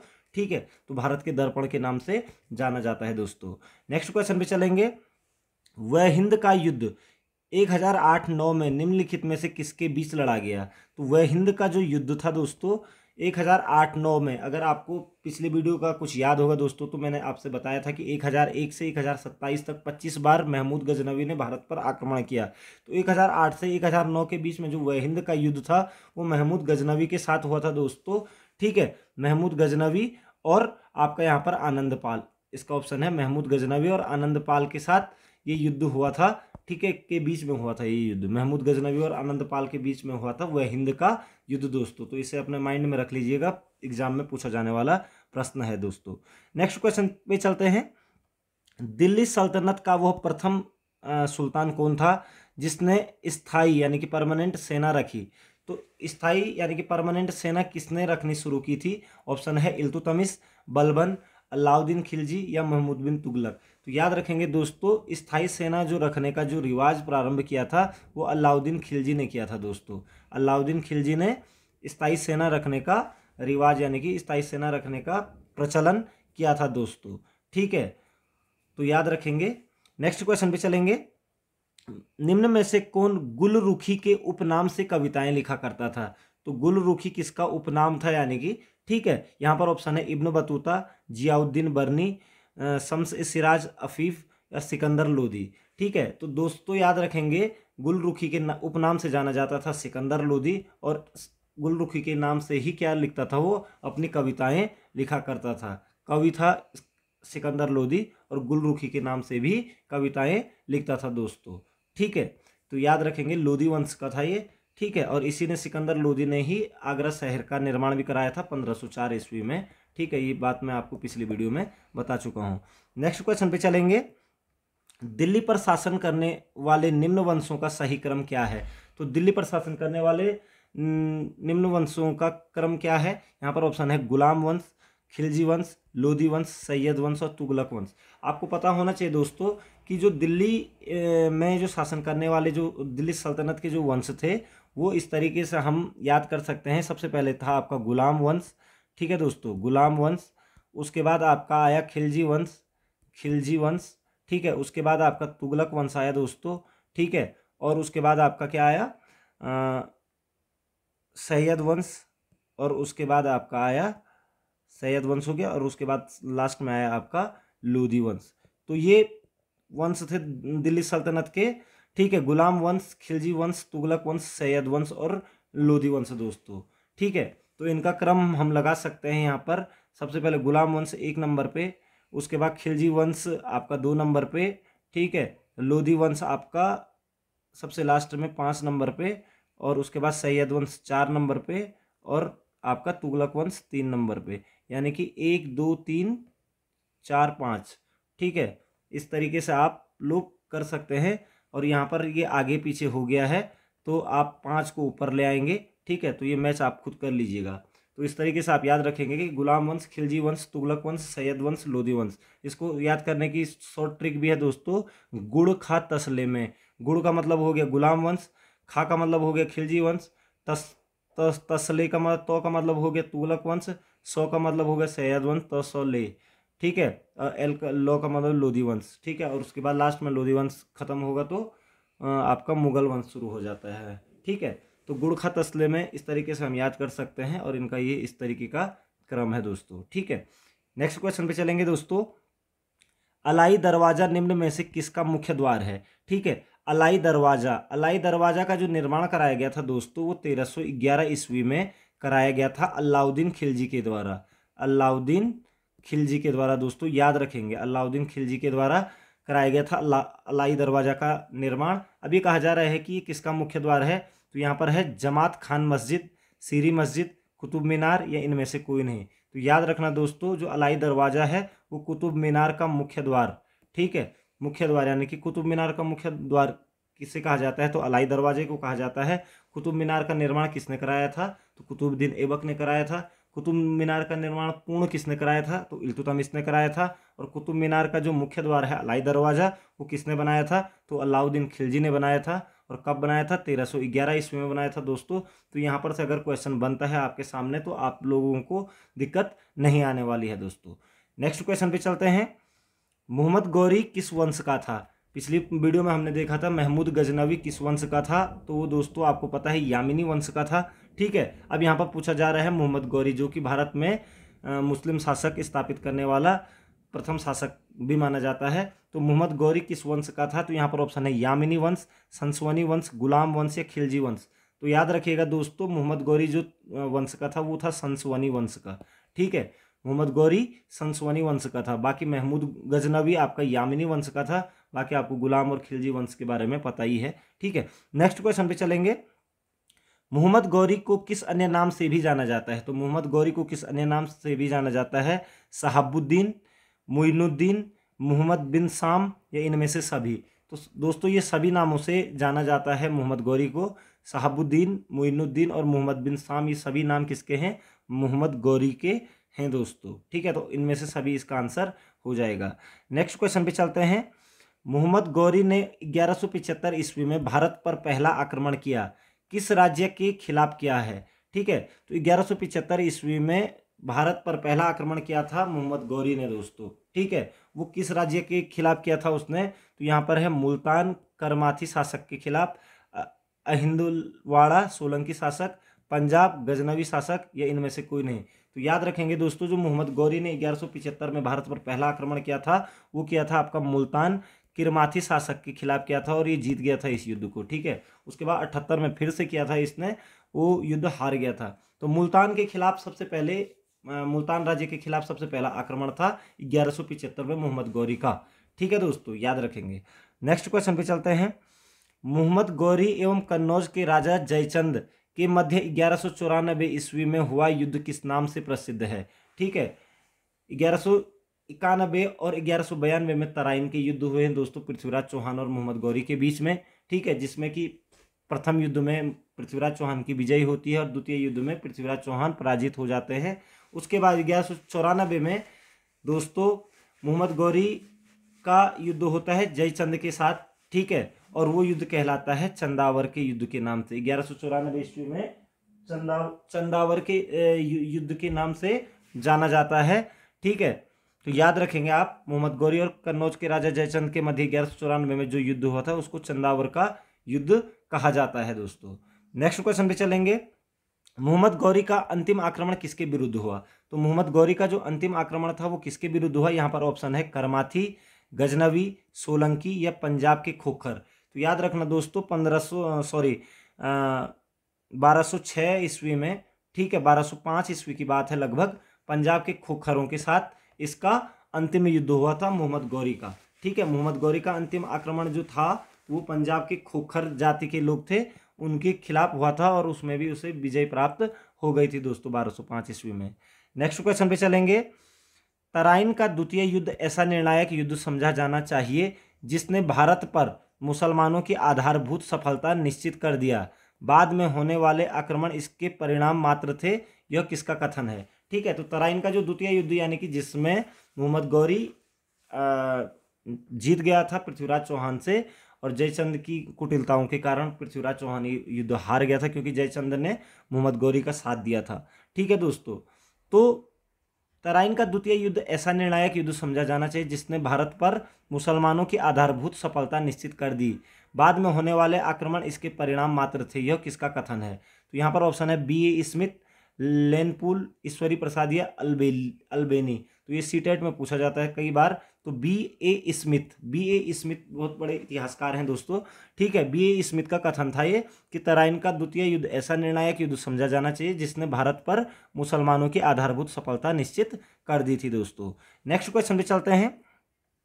मोहम्मद गौरी के किस सेनापति ने बिहार विजय 1202 से 1203, बंगाल विजय 1204 1205 एवं असम पर आक्रमण 1206 में किया था? तो मोहम्मद गौरी का वो कौन सा सेनापति था जिसने बिहार, बंगाल और असम पर आक्रमण किए? तो ऑप्शन है यहाँ पर कुतुबुद्दीन ऐबक, इख्तियारुद्दीन मोहम्मद बिन बख्तियार खिलजी, नासिरुद्दीन कुआचा या ताजुद्दीन यल्दौज। तो याद रखना दोस्तों, बख्तियार खिलजी का नाम आपने सुना होगा, ठीक है। तो नालंदा विश्वविद्यालय को भी इसने खंडित किया था, ठीक है। तो मोहम्मद गौरी का सेनापति बख्तियार खिलजी था, जिसने कि बिहार, बंगाल और असम पर आक्रमण किए थे दोस्तों, ठीक है। नेक्स्ट क्वेश्चन पे चलते हैं। भारत में मुस्लिम राज्य का संस्थापक मोहम्मद गौरी को माना जाता है, परंतु भारत में स्वतंत्र मुस्लिम राज्य का संस्थापक किसे माना जाता है, ठीक है। भारत में मुस्लिम राज्य का संस्थापक तो मोहम्मद गौरी को माना जाता है, लेकिन भारत में स्वतंत्र मुस्लिम राज्य का संस्थापक किसे माना जाता है, तो स्वतंत्र मुस्लिम राज्य का संस्थापक यहाँ पर ऑप्शन है कुतुबुद्दीन ऐबक, मोहम्मद गौरी, इल्तुतमिश, इनमें से कोई नहीं। याद रखना दोस्तों, कुतुबुद्दीन ऐबक ने गुलाम वंश की स्थापना की थी, ठीक है, दिल्ली सल्तनत के अंतर्गत। तो स्वतंत्र रूप से पहला मुस्लिम राज्य या संस्थापक इसे ही माना जाएगा, कुतुबुद्दीन ऐबक को दोस्तों, स्वतंत्र मुस्लिम राज्य का संस्थापक, ठीक है। और वैसे मुस्लिम राज्य का संस्थापक मोहम्मद गौरी को माना जाएगा, क्योंकि जो कुतुबुद्दीन ऐबक थे और उसके बाद इसकी पीढ़ियां यहाँ पर चली दोस्तों, ठीक है। नेक्स्ट क्वेश्चन पे चलते हैं। जब उसने राजत्व प्राप्त किया तो वह शरीयत के नियमों और आदेशों से पूर्णतया स्वतंत्र था। बर्नी ने यह कथन किस सुल्तान के लिए कहा? तो जब उसने राजत्व प्राप्त किया, यानी कि जब उसने, वह कौन सा राजा था जिसने राजत्व प्राप्त किया, तो वह शरीयत के नियमों और आदेशों से पूर्णतः स्वतंत्र था, यानी कि शरीयत के नियम एवं आदेशों को नहीं मानने वाला था। बर्नी ने यह कथन किसके लिए कहा है? यहाँ पर ऑप्शन है इल्तुतमिश, बलबन, अलाउद्दीन खिलजी, मोहम्मद तुगलक। तो याद रखिएगा दोस्तों, अलाउद्दीन खिलजी के लिए कहा गया है। बर्नी का यह कथन है कि जब उसने राजत्व प्राप्त किया तो वो शरीयत के नियमों और आदेशों से पूर्णतः क्या था? स्वतंत्र था दोस्तों, ठीक है। अलाउद्दीन खिलजी के लिए कहा, क्योंकि इसने अपने ही चाचा या फिर ससुर की हत्या कर दी थी राज्य पाने के लिए दोस्तों, ठीक है, अलाउद्दीन खिलजी ने। नेक्स्ट क्वेश्चन पे चलेंगे। सल्तनत काल में भू राजस्व का सर्वोत्तम ग्रामीण अधिकारी था। तो सल्तनत काल में भू राजस्व का सर्वोत्तम ग्रामीण अधिकारी किसे कहा जाता था? यहाँ पर ऑप्शन है चौधरी, रावत, मलिक या पटवारी। तो याद रखना दोस्तों, जो चौधरी हैं, चौधरी सर्वोत्तम भू राजस्व ग्रामीण अधिकारी कहलाता था दोस्तों। याद रखना, भू राजस्व ग्रामीण अधिकारी के नाम से जाना जाता था चौधरी दोस्तों, ठीक है, याद रखेंगे सल्तनत काल में। नेक्स्ट क्वेश्चन पे चलते हैं। तैमूर के आक्रमण के बाद भारत में किस वंश का राज्य स्थापित हुआ? तो तैमूर के आक्रमण के बाद भारत में किस वंश का, आपको पता होना चाहिए दोस्तों, तैमूर ने 1398 ईस्वी में भारत पर आक्रमण किया था, ठीक है, 1398 ईस्वी में, ठीक है। तो तैमूर के आक्रमण के बाद भारत में कौन सा वंश स्थापित हुआ? यहाँ पर ऑप्शन है लोधी वंश, सैयद वंश, तुगलक वंश, खिलजी वंश। तो याद रखेंगे दोस्तों, यहाँ पर शुरुआत हुई थी सैयद वंश की दोस्तों।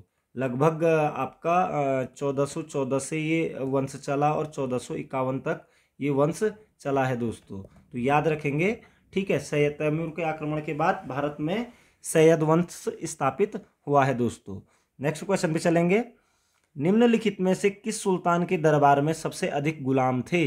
तो सबसे अधिक गुलाम किस शासक के दरबार में थे? यहाँ पर ऑप्शन है बलबन, अलाउद्दीन खिलजी, मोहम्मद बिन तुगलक या फिरोज तुगलक। तो याद रखना दोस्तों, तुगलक वंश का एक प्रतापी राजा फिरोज तुगलक के टाइम पे सबसे ज़्यादा के दरबार में सबसे ज़्यादा गुलाम हुआ करते थे दोस्तों, ठीक है। और इसने इन्हीं गुलामों के लिए दीवान ए खैरात करके एक विभाग भी खोला था दोस्तों। तो फिरोज तुगलक के समय पर सबसे ज़्यादा गुलाम उसके दरबार में हुआ करते थे दोस्तों। नेक्स्ट क्वेश्चन पे चलते हैं। तबकात ए नासिरी के लेखक कौन है? ठीक है, तबकात ए नासिरी के लेखक कौन है? यहाँ पर ऑप्शन है शेख जमालुद्दीन अलबरूनी, मिनहास उस सिराज या जियाउद्दीन बर्नी। तो तबकात ए नासिरी जो लिखी है दोस्तों, वो लिखा है मिनहाज उस सिराज ने दोस्तों, ठीक है, मिनहाज उस सिराज।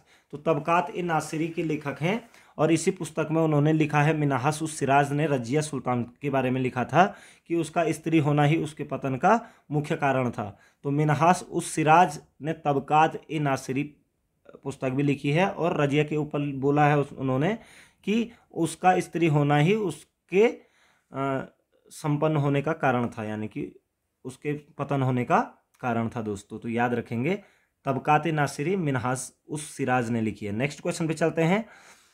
अलाई दरवाजा का निर्माण किस सुल्तान ने कराया? तो इस पर मैं चर्चा कर चुका हूं दोस्तों। अलाउद्दीन खिलजी ने 1311 ईस्वी में पूर्ण हुआ था ये अलाई दरवाज़ा और कुतुब मीनार का मुख्य द्वार भी है। नेक्स्ट क्वेश्चन पे चलते हैं। तुगलकनामा के रचनाकार का नाम है, तो तुगलकनामा किसने लिखी है? यहाँ पर ऑप्शन है बर्नी, गुलबदन बेगम या अमीर खुसरो या इसामी। तो याद रखना दोस्तों, तुगलकनामा जो लिखी है वो लिखी है आपका अमीर खुसरो। अमीर खुसरो मुख्य रूप से अलाउद्दीन खिलजी का दरबारी था, लेकिन इसने बलबन से लेकर आपका तुगलक वंश तक ये रहा है काफ़ी राजाओं के बीच में। ठीक है, तो मुख्य रूप से दरबारी अमीर खुसरो का ही रहा है ये दोस्तों। ठीक है, और तुगलकनामा भी इसने लिखी है अमीर खुसरो ने। नेक्स्ट क्वेश्चन पे चलेंगे। सल्तनत काल के सिक्के टंका, संसगानी और जीतल किन धातुओं के थे? तो देखिए दोस्तों, जो टंका और संसगानी थे ये आपके चांदी के थे। ठीक है, चांदी के थे। ठीक है, और जीतल जो था आपका, ये आपका था तांबे का। ठीक है, तांबे का था ये। ठीक है, तो टंका और संसगानी ये सल्तनत काल में चलते थे।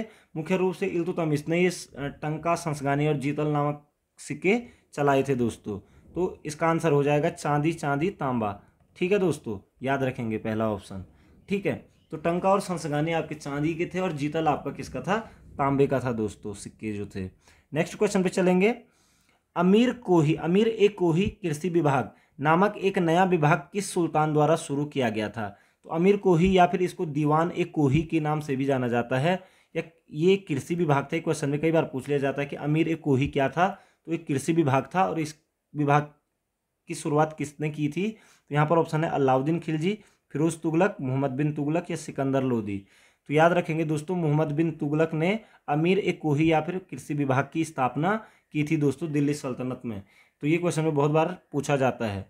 ठीक है, तो मोहम्मद बिन तुगलक ने अमीर कोही नामक एक विभाग बनाया था जो कि कृषि विभाग था। नेक्स्ट क्वेश्चन पे चलेंगे। अमीर खुसरो ने किसके विकास में अग्रगामी की भूमिका निभाई? तो किस भाषा के विकास में उन्होंने अग्रगामी भूमिका निभाई? तो यहाँ पर ऑप्शन है ब्रज भाषा, अवधी, खड़ी बोली या भोजपुरी। तो याद रखना दोस्तों, खड़ी बोली के विकास में अमीर खुसरो ने अपनी अग्रगामी भूमिका निभाई थी दोस्तों। कई बार पूछ लिया जाता है कि खड़ी बोली के विकास में किसने अग्रगामी भूमिका निभाई? तो अमीर खुसरो ने निभाई थी दोस्तों। ठीक है, ये अपनी जितनी भी रचनाएं हैं उनको लगभग खड़ी बोली में ही लिखते थे। नेक्स्ट क्वेश्चन पे चलेंगे। तैमूर लंग ने किसके शासनकाल में भारत पर आक्रमण किया? अभी मैं आपको बता चुका हूं दोस्तों कि जो तैमूर लंग है उसने 1398 ईस्वी में भारत पर आक्रमण किया था, और उसके बाद लगभग 1414 ईस्वी में तैमूर लंग के शासनकाल के बाद यहाँ पर सैयद वंश की स्थापना हो गई थी दोस्तों। तो तैमूर लंग ने किसके शासनकाल में भारत पर आक्रमण किया था? तो उस समय था दोस्तों आपका तुगलक वंश। ठीक है दोस्तों, तुगलक वंश के समय पर इसने आक्रमण किया था, और उस समय जो राजा था तुगलक वंश का वो था नासिरुद्दीन महमूद तुगलक। याद रखेंगे दोस्तों, नासिरुद्दीन महमूद तुगलक। तो नासिरुद्दीन महमूद तुगलक के टाइम पे तैमूर लंग ने भारत पर आक्रमण किया था 1398 ईस्वी में दोस्तों। ठीक है, नेक्स्ट क्वेश्चन पे चलते हैं। प्रसिद्ध कवि अमीर खुसरो दरबार में रहे। तो अमीर खुसरो किसके दरबार में रहे ये भी मैं आपको बता चुका हूं। तो यहाँ पर पहला ही ऑप्शन आ रहा है अलाउद्दीन खिलजी के दरबार में रहे दोस्तों। ठीक है, नेक्स्ट क्वेश्चन पे चलते हैं। दिल्ली के किस मुस्लिम शासक के निधन पर इतिहासकार बदायूनी ने कहा राजा को अपनी प्रजा से तथा प्रजा को अपने राजा से मुक्ति मिल गई? तो राजा को अपनी प्रजा से और प्रजा को अपने राजा से मुक्ति मिल गई, बदायूनी ने किस राजा के लिए कहा है ये? यहाँ पर ऑप्शन है बलबन, मोहम्मद बिन तुगलक, अलाउद्दीन खिलजी या शेरशाह। तो याद रखेंगे दोस्तों, मोहम्मद बिन तुगलक के लिए बदायूनी ने कहा था जब मोहम्मद बिन तुगलक की मृत्यु हो गई थी, कहा था कि राजा को अपनी प्रजा से और प्रजा को अपने राजा से मुक्ति मिल गई, क्योंकि राजा प्रजा से बहुत परेशान था और प्रजा भी राजा से बहुत ज़्यादा परेशान थी। तो बदायूनी को ये लिखना पड़ा। फारसी काव्य शैली सबक ए हिंदी अथवा हिंदुस्तानी शैली के जन्मदाता थे। तो फारसी काव्य शैली जिसका नाम कि सबक ए हिंदी था, जिसे कि हम हिंदुस्तानी शैली के नाम से भी जानते हैं, कि जन्मदाता कौन थे? यहाँ पर ऑप्शन आ रहा है जियाउद्दीन बर्नी, अफीफ, इसामी या अमीर खुसरो। तो देखिए दोस्तों, बहुत बार पूछा जाता है ये क्वेश्चन। ठीक है, हिंदुस्तानी शैली के जन्मदाता कौन थे, हिंदुस्तानी काव्य शैली के जन्मदाता कौन थे? तो अमीर खुसरो थे दोस्तों, याद रखना। और कई बार ये इस तरीके से पूछ लिया जाता है कि फारसी काव्य शैली सबक हिंदी के जन्मदाता कौन थे? तो आप कहेंगे अमीर खुसरो। तो सबक हिंदी को ही हिंदुस्तानी शैली के नाम से भी जाना जाता है। अमीर खुसरो के बारे में पिछली वीडियो में मैं चर्चा कर चुका हूँ आपके साथ कि अमीर खुसरो दिल्ली सल्तनत में बलबन से लेकर तुगलक वंश तक रहा था और ये लगभग मुख्य रूप से अलाउद्दीन खिलजी के दरबार में रहा था। तो अमीर खुसरो ही हिंदुस्तानी शैली के जन्मदाता कहलाते हैं दोस्तों। Important question. नेक्स्ट क्वेश्चन पे चलेंगे। अनुकूल परिस्थितियां मौजूद होने के बावजूद गुलाम वंश के शासक भारत में अपने साम्राज्य का विस्तार नहीं कर पाए, इसका मुख्य कारण क्या था? तो अनुकूल परिस्थितियां यानी कि दिल्ली पर उनका अधिकार हो जाने के बावजूद भी गुलाम वंश के शासक भारत पर अपना साम्राज्य का विस्तार नहीं कर पाए थे, इसका मुख्य कारण क्या था? तो आरंभ में उनकी सैन्य शक्ति कमजोर थी, मंगोल आक्रमण का भय था, भारत में उनकी संख्या नगण्य थी, वे साम्राज्य का विस्तार करना नहीं चाहते थे। तो देखिए दोस्तों, इसका जो अप्रोप्रिएट आंसर है कि अनुकूल परिस्थितियां मौजूद होने के बावजूद भी गुलाम वंश के शासक भारत पे आक्रमण अपना साम्राज्य विस्तार नहीं कर पाए थे भारत में ज़्यादा। तो इसका मुख्य कारण यही था कि उनको मंगोल आक्रमण का भय था दोस्तों। सबसे ज़्यादा वो मंगोलों से डरे हुए थे कि मंगोल आक्रमण ना हो जाए, इस वजह से, क्योंकि इल्तुतमिश के ही टाइम पर मंगोल आक्रमण शुरू हो गए थे दोस्तों। तो मंगोल आक्रमण की भय के कारण ही वो अपना साम्राज्य विस्तार नहीं कर पाए थे भारत में दोस्तों। तो इंपॉर्टेंट क्वेश्चन है, आप लोग अपने माइंड में रख लीजिएगा। नेक्स्ट क्वेश्चन पे चलते हैं। निम्नलिखित में से किसने सिकंदर सानी यानी कि द्वितीय सिकंदर की उपाधि धारण की थी? तो पिछली वीडियो में भी ये बात बताई थी मैंने आप लोगों को। सिकंदर सानी यानी कि द्वितीय सिकंदर की उपाधि जो धारण की थी, यहाँ पर ऑप्शन है इल्तुतमिश, बलबन, अलाउद्दीन खिलजी या इनमें से कोई नहीं। तो याद रखेंगे दोस्तों, सिकंदर सानी की जो उपाधि धारण की थी वो अलाउद्दीन खिलजी ने धारण की थी, क्योंकि जब दक्षिण भारत पर विजय पताका फहराई गई अलाउद्दीन खिलजी के द्वारा, उसके बाद उसने अपने आप को सिकंदर सानी यानी कि दूसरा सिकंदर की उपाधि धारण की थी। साथ ही साथ उसका विश्व विजयी बनने का सपना भी देख रहा था, इसलिए उसने सिकंदर सानी की उपाधि धारण की थी दोस्तों। तो याद रखेंगे, सिकंदर सानी अलाउद्दीन खिलजी ने उपाधि धारण की थी। नेक्स्ट क्वेश्चन पे चलेंगे। सैयद उस सलातीन, याद रखिएगा, सैयद उस सलातीन की उपाधि किसने धारण की? तो सैयद उस सलातीन की उपाधि किसने धारण की थी? यहाँ पर ऑप्शन आ रहा है दोस्तों, इल्तुतमिश, बलबन, मोहम्मद बिन तुगलक या फिरोज शाह तुगलक। तो याद रखेंगे दोस्तों, सैयद उस सलातीन की उपाधि फिरोज शाह तुगलक ने ग्रहण की थी। सैयद उस सलातीन, फिरोज शाह तुगलक तुगलक वंश का तीसरा राजा था दोस्तों। इसने ये हिंदू माता से उत्पन्न होने वाला प्रथम मुस्लिम शासक भी था ये, ठीक है। हिंदू माता से उत्पन्न होने वाला मुस्लिम शासक था फिरोज शाह तुगलक, और इसी ने सैयद उस सलातीन की उपाधि धारण की थी दोस्तों। तो याद रखेंगे, सैयद उस सलातीन की उपाधि किसने धारण की थी? तो फिरोज शाह तुगलक ने की थी दोस्तों। नेक्स्ट क्वेश्चन पे चलते हैं। निम्नलिखित में से किसे कुरान ख्वा कुरान का पाठ करने वाला भी कहा जाता था? तो कुरान ख्वा किसे कहा जाता था, यानी कि कुरान का पाठ करने वाला? यहाँ पर ऑप्शन है कुतुबुद्दीन ऐबक, इल्तुतमिश, मोहम्मद बिन तुगलक या फिरोज शाह तुगलक। तो याद रखेंगे दोस्तों, कुरान ख्वा यानी कि कुरान का पाठ करने वाला कहा जाता था कुतुबुद्दीन ऐबक को। याद रखेंगे, कुतुबुद्दीन ऐबक जिसे कि लाख बख्श के नाम से भी जाना जाता है और कुरान ख्वा के नाम से भी जाना जाता है दोस्तों, क्योंकि कुरान की पाठ करवाने वाला सम्राट था ये, इसलिए इसको कुतुबुद्दीन ऐबक को ही कुरान ख्वा कहा जाता है दोस्तों, ठीक है। नेक्स्ट, और गुलाम वंश का संस्थापक भी है कुतुबुद्दीन ऐबक, ये चीज़ आपको क्लियर है ही। नेक्स्ट क्वेश्चन पे चलेंगे। किस सल्तनत कालीन शासक को मिन्हाज ने हातिम ताई की संज्ञा दी थी? हातिम ताई की संज्ञा किस सल्तनत कालीन शासक को मिन्हाज उस सिराज ने दी थी?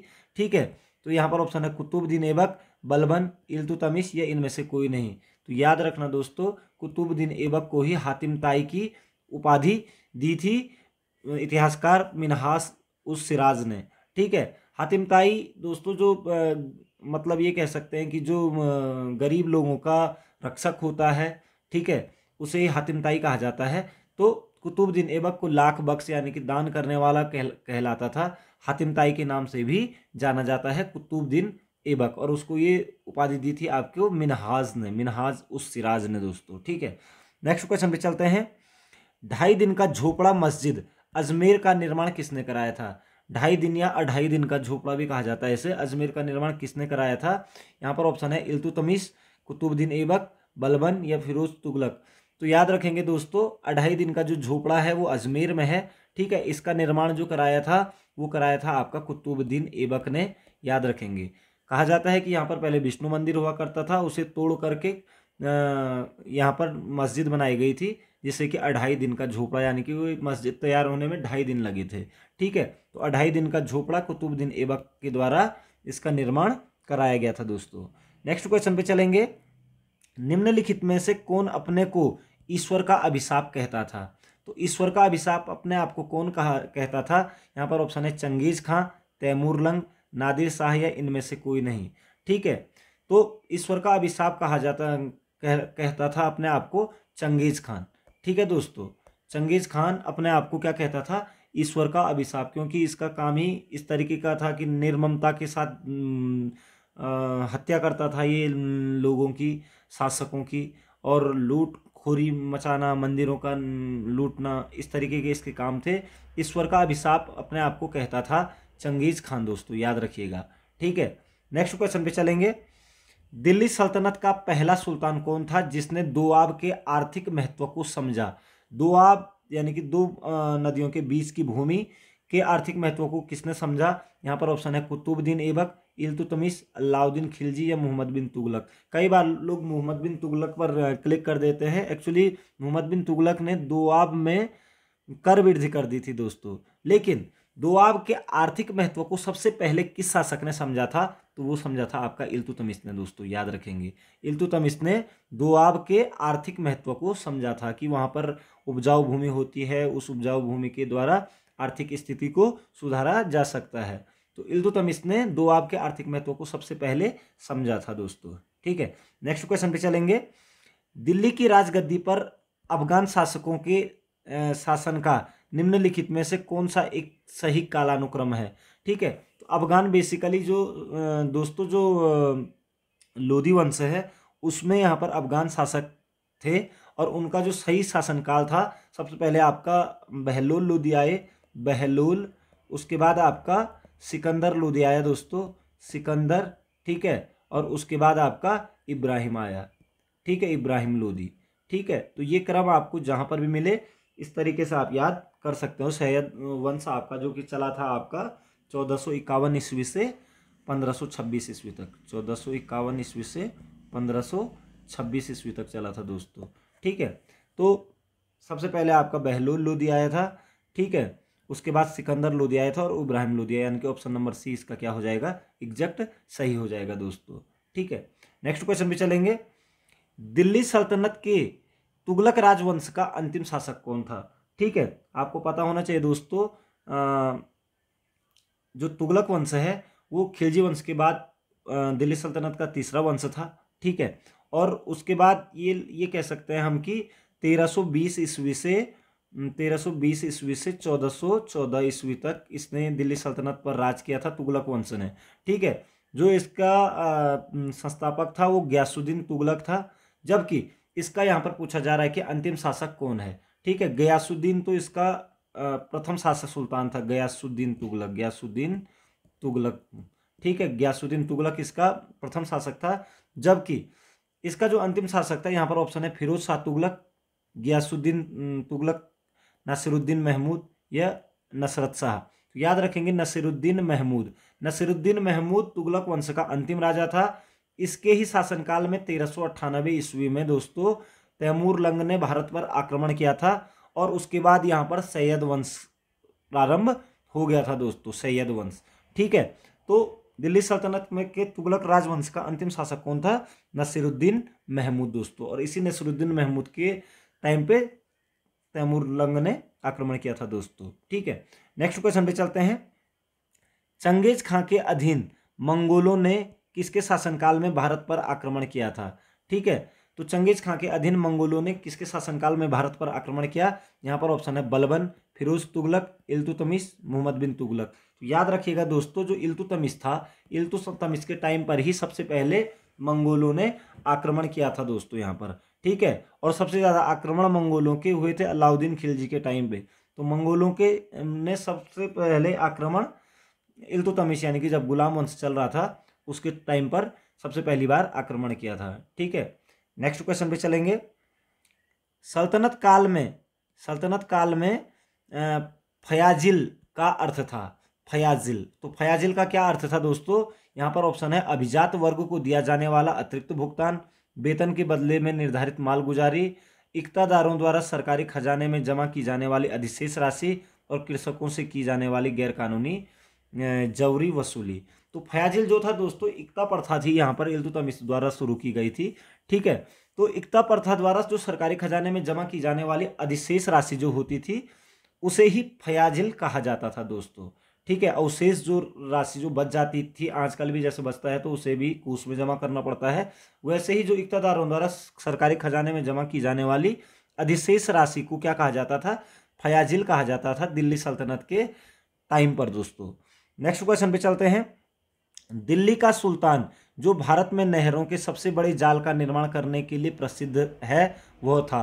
तो दिल्ली का वह सुल्तान जो भारत में नहरों का सबसे बड़ा जाल का निर्माण करने के लिए प्रसिद्ध था वह है, यहाँ पर ऑप्शन है इल्तुतमिश, गयासुद्दीन तुगलक, फिरोज शाह तुगलक या सिकंदर लोदी।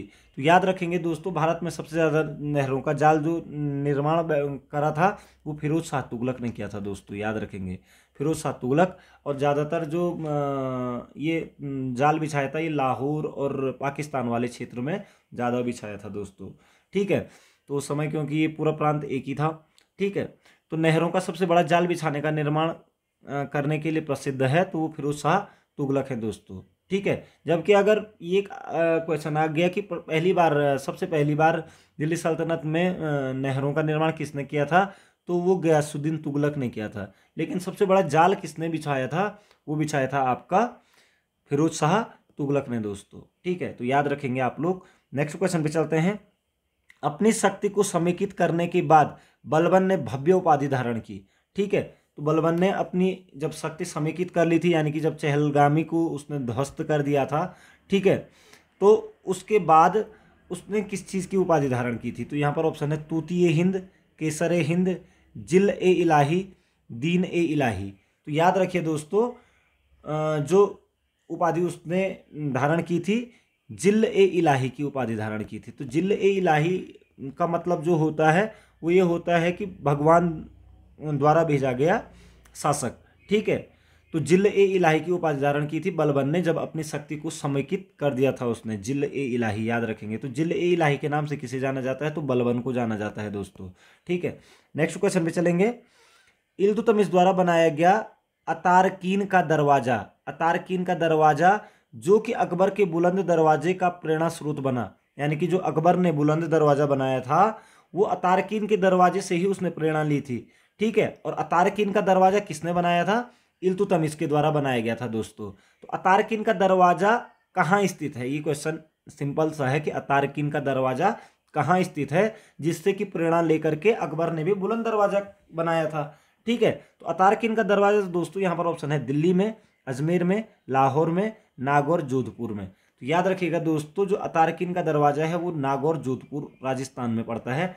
ठीक है, यहाँ पर बनवाया था इल्तुतमिश ने अतारकीन का दरवाजा। कई बार पूछ लिया जाता है यूटेट सीटेट में कि अतारकीन का दरवाजा कहाँ है, तो आप बोलोगे नागौर, जोधपुर, राजस्थान में दोस्तों। ठीक है, नेक्स्ट क्वेश्चन पे चलेंगे। किसने 40 तुर्की सरदारों को लेकर तुर्कान ए चहलगानी या चालीसा दल का गठन किया था?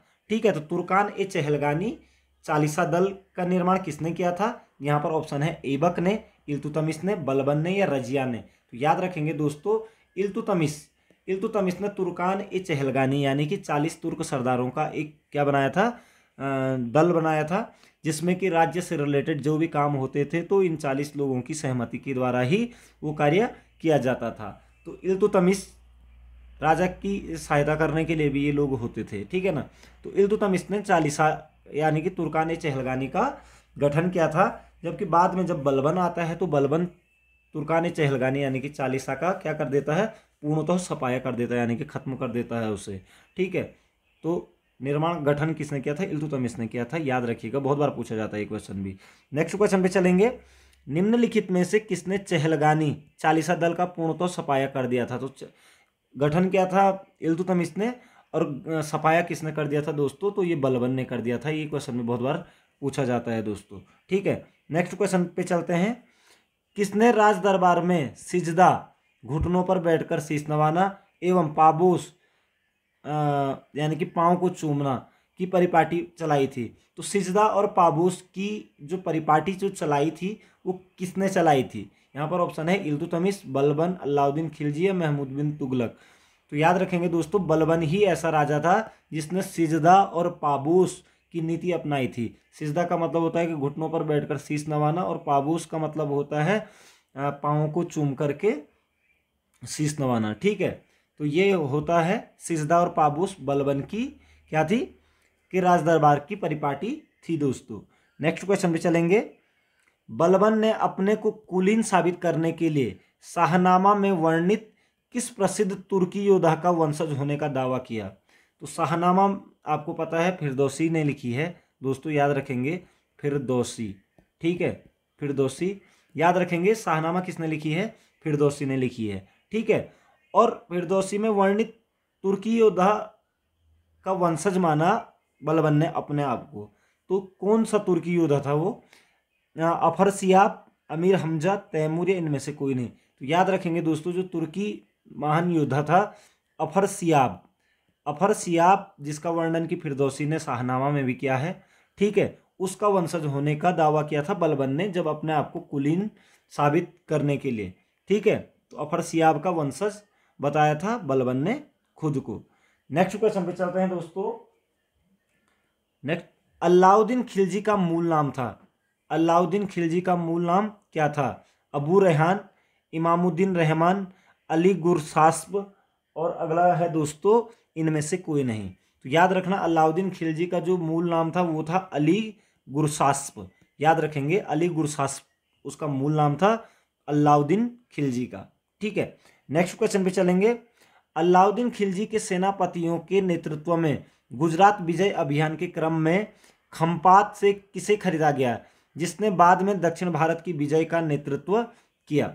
ठीक है, अलाउद्दीन खिलजी के सेनापतियों के नेतृत्व, यानी कि ये कह सकते हैं कि खंपात की खाड़ी से या गुजरात से अलाउद्दीन खिलजी ने किस सेनापति को खरीदा था? ठीक है, तो यहाँ पर ऑप्शन आ रहा है मलिक काफूर, मलिक खान, उलुग खां या नसरत शाह। तो याद रखेंगे दोस्तों, मलिक काफूर को खरीदा था अलाउद्दीन खिलजी ने। जब गुजरात अभियान का क्रम शुरुआत हुआ था तो खंपात की खाड़ी से इसको खरीदा गया था मलिक काफूर को, और इसको 1000 दिनार में खरीदा गया था दोस्तों, 1000 दिनार में। ठीक है, तो इसलिए इसका नाम 1000 दिनारी भी है। मलिक काफूर का उपनाम 1000 दिनारी के नाम से भी जाना जाता है इतिहास में दोस्तों। ठीक है, तो खंपात यानी कि गुजरात से खरीदा था। नेक्स्ट क्वेश्चन पे चलेंगे। किसने कहा था मैं ऐसे आदेश देता हूं जो राज्य के लिए हितकर हैं, मैं यह नहीं जानता कि शरीयत में इसकी इजाज़त है या नहीं? ठीक है, कल दोस्तों जो पुरानी भी पिछली वीडियो थी सेकंड नंबर वाली, उसमें भी एक कथन आया था कि जब उसने राजत्व की प्राप्ति की तो वह शरीयत के नियमों से पूर्णतः स्वतंत्र था, यानी कि शरीयत के नियमों को नहीं मानता था। ठीक है, तो यही बात है कि किसने कहा था कि मैं ऐसे आदेश देता हूं जो राज्य के लिए हितकर हैं, मैं यह नहीं जानता कि शरीयत में इसकी इजाज़त है या नहीं, यानी कि शरीयत को कौन मानता नहीं था। तो यहाँ पर ऑप्शन है अलाउद्दीन खिलजी, मोहम्मद बिन तुगलक, बलबन या इल्तुतमिश। तो अलाउद्दीन खिलजी ने कहा था दोस्तों ये कि मैं ऐसे आदेश देता हूँ जो राज्य के लिए हितकर हैं, और मैं यह नहीं जानता कि शरीयत में इसकी इजाज़त है या नहीं है दोस्तों। ठीक है, तो ये अलाउद्दीन खिलजी का कथन था दोस्तों, इंपॉर्टेंट क्वेश्चन है। ठीक है, यानी कि शरीयत के नियमों को नहीं मानता था अलाउद्दीन खिलजी। नेक्स्ट क्वेश्चन पे चलेंगे। किस सुल्तान ने एक नया मंत्रालय दीवान ए रियासत वाणिज्य मंत्रालय की स्थापना की थी? तो दीवान ए रियासत यानी कि वाणिज्य मंत्रालय की स्थापना किसने की थी? यहाँ पर ऑप्शन है अलाउद्दीन खिलजी, मोहम्मद बिन तुगलक, गयासुद्दीन तुगलक या फिरोज तुगलक। ठीक है, तो दीवान ए रियासत जो वाणिज्य मंत्रालय था दोस्तों, ये भी बनाया था आपका अलाउद्दीन खिलजी ने। दीवान ए रियासत जो कि एक क्या था, वाणिज्य मंत्रालय था, खिलजी वंश के टाइम पे अलाउद्दीन खिलजी ने बनाया था दीवान ए रियासत दोस्तों। नेक्स्ट क्वेश्चन पे चलेंगे। किसने सैन्य शासन के क्षेत्र में दाग यानी कि घोड़ों पर दाग चिन्ह लगाना एवं हुलिया सैनिकों के पहचान के लिए चिन्ह का प्रचलन किया, यानी कि सैनिकों का हुलिया चिन्ह यानी कि हुलिया बनाना और अपने घोड़ों को दाग यानी कि उन पर चिन्ह लगा देने का प्रचलन शुरू किया था? ठीक है, तो यहाँ पर ऑप्शन है बलबन, अलाउद्दीन खिलजी, इल्तुतमिश या सिकंदर लोदी। तो याद रखना दोस्तों, अलाउद्दीन खिलजी ने ही घोड़ों को दागने और सैनिकों के हुलिया चिन्ह का प्रचलन किया था दोस्तों। घोड़ों पर दाग लगाने यानी कि उन पर कोई कलर से चिन्ह लगा दे ताकि हमारा घोड़ा पहचाना जाए। तो घोड़ों पर दाग लगाने और सैनिकों की पहचान के लिए हुलिया का प्रचलन किया था अलाउद्दीन खिलजी ने दोस्तों। इंपॉर्टेंट क्वेश्चन है ये भी, ठीक है, कई बार पूछ लिया जाता है। नेक्स्ट क्वेश्चन पे चलेंगे। किस सुल्तान ने सैनिकों को भू अनुदान के स्थान पर नगद वेतन देने की प्रथा चलाई? भू अनुदान यानी कि भू अनुदान अब ना दे करके नगद वेतन देने की जो प्रथा जो चलाई गई थी वो भी चलाई गई थी दोस्तों अलाउद्दीन खिलजी के द्वारा। दोस्तों याद रखेंगे, भू अनुदान के स्थान पर नगद वेतन देने की जो प्रथा जो चलाई गई थी दिल्ली सल्तनत में, वो अलाउद्दीन खिलजी के द्वारा चलाई गई थी दोस्तों। तो इसे भी याद रखेंगे। नेक्स्ट क्वेश्चन पे चलते हैं। नहर निर्माण कराने वाला दिल्ली का प्रथम सुल्तान था। तो नहर निर्माण कराने वाला दिल्ली का जो प्रथम सुल्तान था दोस्तों, ये क्वेश्चन मैं अभी पहले तुगलक वंश पे जब मैं बात कर रहा था तो उस समय बता चुका हूँ। यहाँ पर गयासुद्दीन तुगलक, फिरोज तुगलक, मोहम्मद बिन तुगलक या बलबन। तो गयासुद्दीन तुगलक दोस्तों जो कि तुगलक वंश का संस्थापक है, दिल्ली में प्रथम नहर का निर्माण कराने वाला सुल्तान था दोस्तों, ठीक है। नहर निर्माण कराने वाला दिल्ली का प्रथम सुल्तान था गयासुद्दीन तुगलक, जो कि तुगलक वंश का संस्थापक भी था। जबकि नहरों का सबसे ज़्यादा निर्माण कराने वाला शासक फिरोज शाह तुगलक था, ठीक है। सबसे ज़्यादा नहरों का निर्माण कराने वाला शासक फिरोज शाह तुगलक था दिल्ली सल्तनत में। ये चीज़ आप लोग याद रखेंगे। और पहली बार नहर निर्माण कराने वाला दिल्ली का शासक था गयासुद्दीन तुगलक दोस्तों। नेक्स्ट क्वेश्चन पे चलते हैं। सुल्तान बनने के पूर्व किसका नाम जोना खां था? तो जोना खां के नाम से किस सुल्तान को जाना जाता है? गयासुद्दीन तुगलक, मोहम्मद बिन तुगलक, फिरोज तुगलक या बलबन। तो याद रखेंगे दोस्तों MBT यानी कि मोहम्मद बिन तुगलक का ओरिजिनल नाम क्या था? जोना खां, ठीक है। ये क्वेश्चन में कई बार पूछ लिया जाता है कि जोना खां किसका उपनाम है? तो मोहम्मद बिन तुगलक का उपनाम है या फिर मूल नाम है दोस्तों, ठीक है। नेक्स्ट क्वेश्चन पे चलेंगे। किसके शासन बनने के उपलक्ष्य में अपना उपनाम अब्दुल मुजाहिद रखा? ठीक है, किसने शासक बनने के उपलक्ष्य में अपना उपनाम अब्दुल मुजाहिद रखा? तो यहाँ पर ऑप्शन है गयासुद्दीन तुगलक, मोहम्मद बिन तुगलक, फिरोज तुगलक या इनमें से कोई नहीं, ठीक है। तो दोस्तों याद रखना अबुल मुजाहिद किसने रखा था अपना नाम शासक बनने के उपलक्ष्य में? तो याद रखिएगा दोस्तों, ये नाम रखा था आपका मोहम्मद बिन तुगलक ने ही, ठीक है। अबुल मुजाहिद रखा था मोहम्मद बिन तुगलक ने। नेक्स्ट क्वेश्चन पे चलते हैं। मेरा सारा राज्य बीमार पड़ गया है, यदि मैं एक स्थान पर व्यवस्था स्थापित करता हूं तो दूसरे स्थान पर गड़बड़ी उत्पन्न हो जाती है। यदि मैं दूसरे स्थान पर ठीक करता हूं तो तीसरे स्थान पर हलचल होने लगती है। यह उक्ति किसकी है? तो मेरा सारा राज्य बीमार पड़ गया है और जब मैं एक जगह पर व्यवस्था सुधारता हूं तो दूसरी जगह गड़बड़ी हो जाती है और दूसरे स्थान पर ठीक करने की कोशिश करता हूं तो तीसरे स्थान पर हलचल हो जाती है।